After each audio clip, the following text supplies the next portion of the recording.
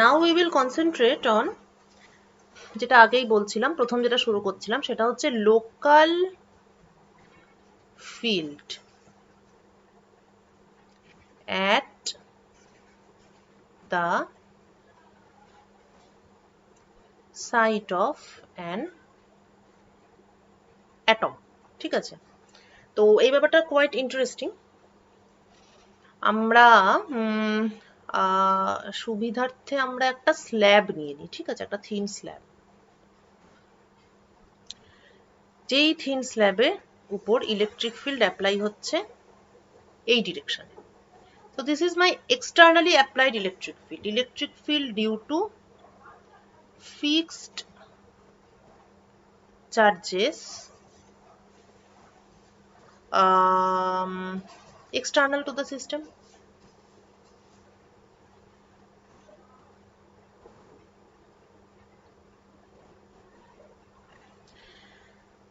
এবার সমস্যা হচ্ছে কি, যে কোনো একটা মেটেরিয়ালের উপর যদি বাইরে থেকে ইলেকট্রিক ফিল্ড অ্যাপ্লাই করা হয় তাহলে সেই মেটেরিয়ালে ডাইপোল মোমেন্ট তৈরি হয়, right?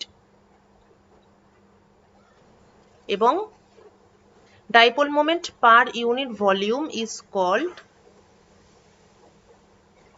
Polarisation, P.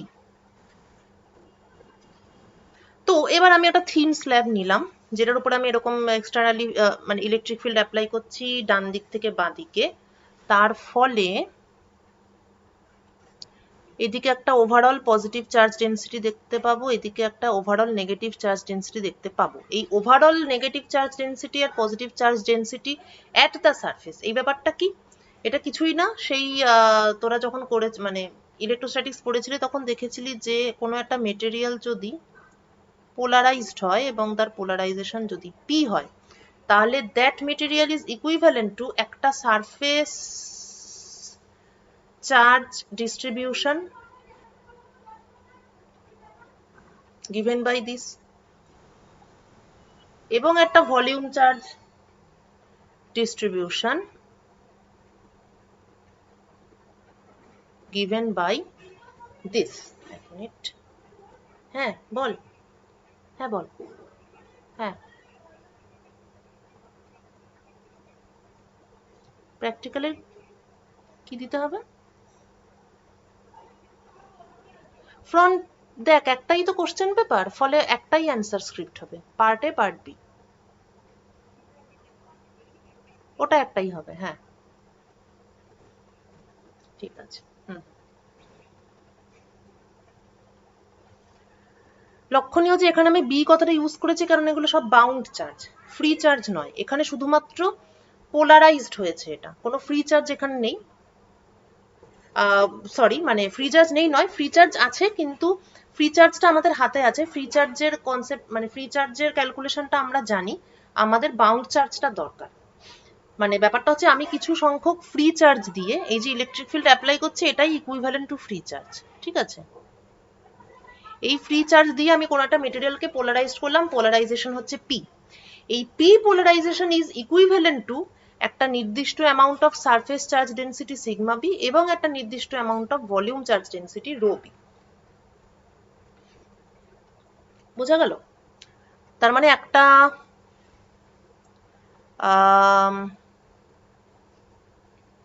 Polarised element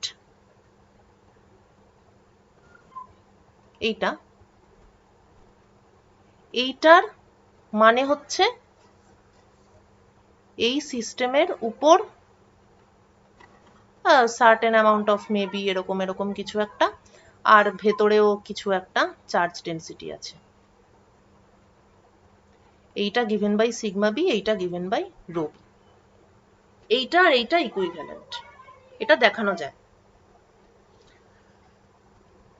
এবার যদি কোনো একটা মেটেরিয়াল ইউনিফর্মলি পোলারাইজড থাকে তাহলে রো বি জিরো হবে। পোলারাইজেশন ইউনিফর্ম, স্পেসের উপর ডিপেন্ড করে না, তাহলে রো বি জিরো, তাহলে শুধুই তার সারফেস চার্জ ডেন্সিটি আছে। এই জিনিসটাই আমরা এখানে বলতে চাইছি, যে এই মেটেরিয়ালটা পোলারাইজড অর্থাৎ এই মেটেরিয়ালের সারফেসে একটা চার্জ ডেন্সিটি আছে which is given by p dot n অর্থাৎ সিম্পলি p। ক্লিয়ার? এবার ইলেকট্রিক ফিল্ড যেহেতু এইদিকে, তাই এদিকে overall positive surface charge density, এদিকে overall negative surface charge density. That means এই মেটেরিয়ালের ভেতরে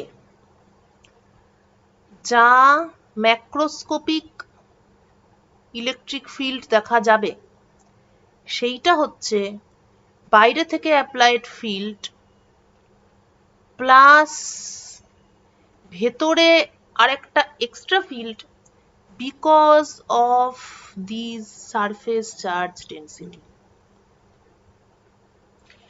মেটেরিয়ালের মধ্যে যে ম্যাক্রোস্কোপিক ফিল্ড সেটা তো অ্যাকচুয়ালি দুটো জিনিসের সাম, একটা অ্যাপ্লাইড ফিল্ড আরেকটা পোলারাইজেশন অফ দ্য মেটেরিয়াল। এবার এই পোলারাইজেশন পার্টটা is equal to surface charge density. তাহলে সারফেস চার্জ ডেন্সিটির জন্য একটা ইলেকট্রিক ফিল্ড হবে প্লাস থেকে মাইনাসের দিকে, যেটা E0 অপোজিট। যেহেতু এটা E0 অপোজিট তাই E1 কে বলা হয় E1 is called depolarization field.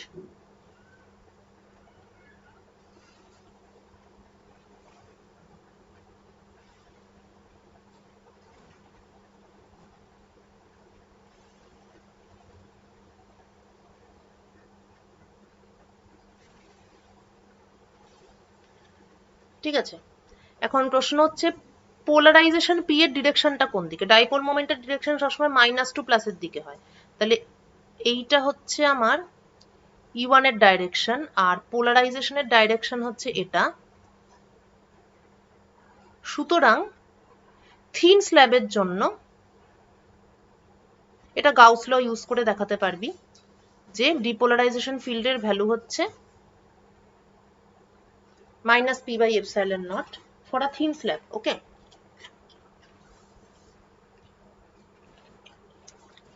And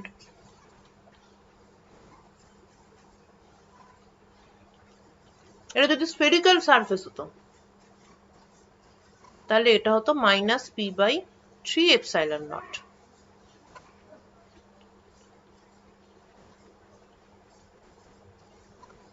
Therefore, macroscopic field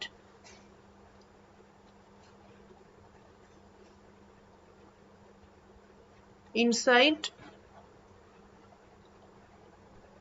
polarized material is applied field plus depolarization field, which is this for thin slab and this for sphere. হলো, এটা macroscopic field. এইবার আমরা local দিকে যাব। মুশকিল হচ্ছে ম্যাক্রোস্কোপিক ফিল্ড বলতে বোঝায় সমস্ত লোকাল ফিল্ডের উপর অ্যাভারেজ, মানে ইন্টিগ্রেশন। ঠিক আছে, মানে তার অ্যাভারেজ। অর্থাৎ আমি যদি প্রত্যেকটা পয়েন্টে কতটা ফিল্ড আছে সেটাই যদি ভাবতে চাই, তাহলে পুরো মানে মেটেরিয়ালের মধ্যে বিভিন্ন পয়েন্টে তো ইলেকট্রিক ফিল্ডের একটা ফ্লাকচুয়েশন আছে। সমস্ত ফ্লাকচুয়েটিং ইলেকট্রিক ফিল্ডকে অ্যাড ফ্যাট করে টোটাল ভলিউম দিয়ে ভাগ করে আমি বলতে পারি যে হ্যাঁ, পার ইউনিট ভলিউম এই রিজিয়নটাতে বা কোনো একটা পার্টিকুলার পয়েন্টে এত অ্যামাউন্ট অফ ইলেকট্রিক ফিল্ড কাজ করছে। সোজা হিসেব, লোকাল ফ্লাকচুয়েশন গুলো অ্যাভারেজ আউট হয়েছে। কিন্তু আমার লোকাল ইলেকট্রিক ফিল্ডটাই দরকার। যখন পোলারাইজেবিলিটি ডিসকাস করেছি কিছুটা, বা এরপরেও করবো, তখন কিন্তু একটা অ্যাটমের কথা হয়। মানে আমাকে মাইক্রোস্কোপিকের সঙ্গে ম্যাক্রোস্কোপিকের রিলেশনটা ভালো করে বুঝতে হবে যদি পোলারাইজেশন রিলেটেড মানে ফেনোমেনাগুলো স্টাডি করতে যাই। তো তার মানে আমাকে ম্যাক্রোস্কোপিক ফিল্ড আর মাইক্রোস্কোপিক ফিল্ড বা লোকাল ফিল্ডের মধ্যে রিলেশনটা বুঝতে হবে, এবং মাইক্রোস্কোপিক ফিল্ডের উপরেই মাইক্রোস্কোপিক কোয়ান্টিটি গুলো ডিপেন্ড করে। যেমন পোলারাইজেবিলিটি ইজ কমপ্লিটলি অ্যাটমিক বা মলিকিউলার প্রপার্টি, এটা মাইক্রোস্কোপিক প্রপার্টি, যেহেতু অ্যাটম বা মলিকিউলের পোলারাইজেবিলিটি হয়। সুতরাং মাইক্রোস্কোপিক বা লোকাল ইলেকট্রিক ফিল্ড দরকার। তাহলে লোকাল ফ্লাকচুয়েশন গুলো আমি কি করে পাবো? লোরেন্জের একটা ইন্টারেস্টিং বুদ্ধি আছে। উনি কি করলেন, একটা ক্যাভিটি ইমাজিন করলেন, লোরেন্স ক্যাভিটি।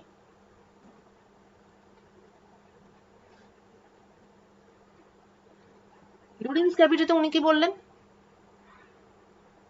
এই যে থিন স্ল্যাবটা আছে, পোলারাইজড থিন স্ল্যাব, মানে আমি তো ম্যাক্রোস্কোপিক এফেক্ট এটা ধরেছি, হয়ে গেছে আমার এটা। এবার এখানে এক্সট্রা কিছু এফেক্ট আছে যেটা আমরা মিস করছি। উই আর মিসিং লোকাল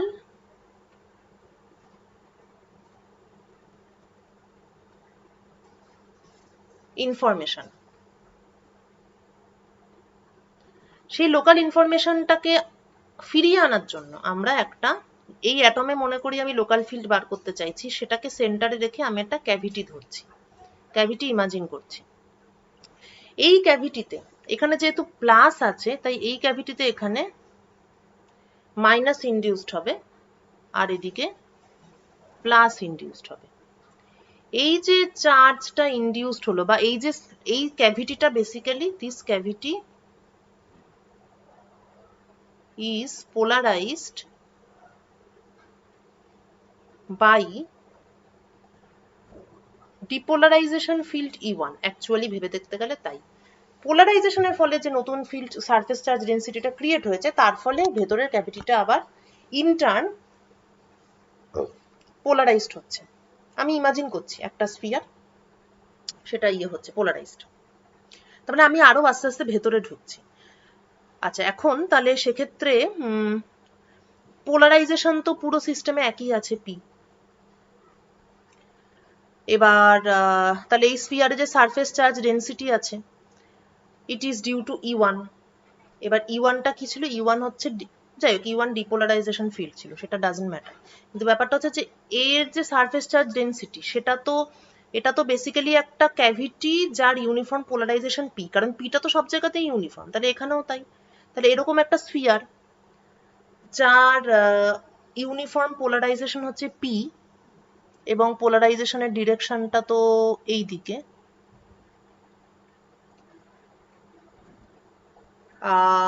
কিন্তু এবার এক্ষেত্রে মানে কোনো একটা স্ফিয়ারের ক্ষেত্রে পোলারাইজেশন যদি পি হয়, তাহলে তার দরুন ফিল্ডটা হয়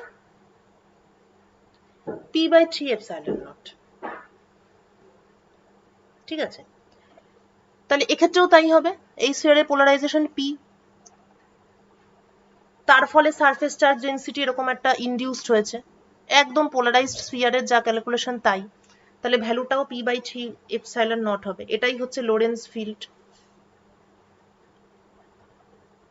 কিন্তু ডিরেকশনটা যদি আমি দেখতে চাই, তাহলে ডিপোলারাইজেশন ফিল্ডের ডিরেকশন এইটা ছিল, কিন্তু এর ক্ষেত্রে ডিপোলারাইজেশন ফিল্ডের জন্য ক্যাভিটিটা পোলারাইজড হয়েছে, এদিকে প্লাস এদিকে মাইনাস হয়েছে, তাই E2 ডিরেকশনটা, অর্থাৎ লোরেন্স ফিল্ডের ডিরেকশনটা এটার অপোজিট হবে।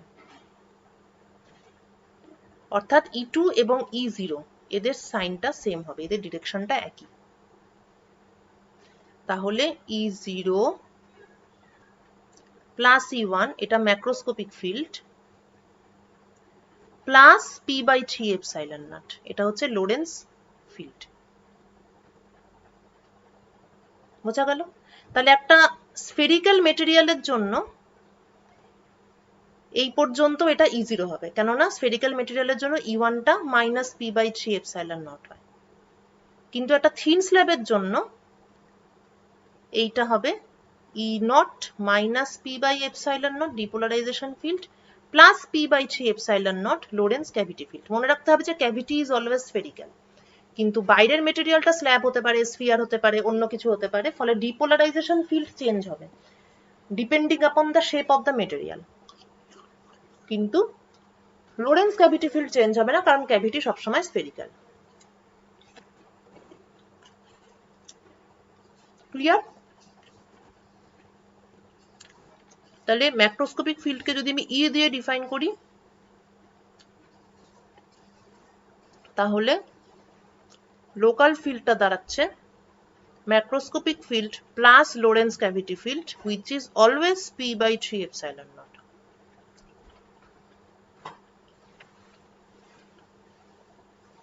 এর সঙ্গে আরেকটু ভেতরে যেতে হবে, সেটা হলো তোরাই বলবি যে এক্ষুনি বলবি যে এটা তো অ্যাটমিক সাইট। তাহলে অ্যাটমিক সাইট মানে তো আমি আশেপাশের অ্যাটম গুলো ধরবো, আমি ক্যাভিটিতে এসে ছেড়ে দেবো, আমি তো পুরোপুরি লোকাল ফিল্ড চাইছি। তো সেই পুরোপুরি লোকাল ফিল্ড মানে ক্রিস্টালোগ্রাফিক স্ট্রাকচার আলটিমেটলি। কিউবিক সিমেট্রির ক্ষেত্রে যেমন দুদিকেই সিমেট্রিক্যালি চার্জ ডিস্ট্রিবিউশন আছে, তো যদি কিউবিক সিমেট্রি থাকে তাহলে যেমন দেখানো যায় যে ইমিডিয়েটলি আশেপাশের যে অ্যাটম গুলো আছে তাদের ধরুন টোটাল ইলেকট্রিক ফিল্ডটা 0। যদি এরকম সিমেট্রি না থাকে অন্য কিছু, তাহলে নন জিরো হবে। In general for cubic symmetry local field আর ম্যাক্রোস্কোপিক ফিল্ডের মধ্যে রিলেশনটা এটা। তার মানে একটা ক্যাভিটির এফেক্ট শুধু অ্যাড হচ্ছে, নাথিং এলস।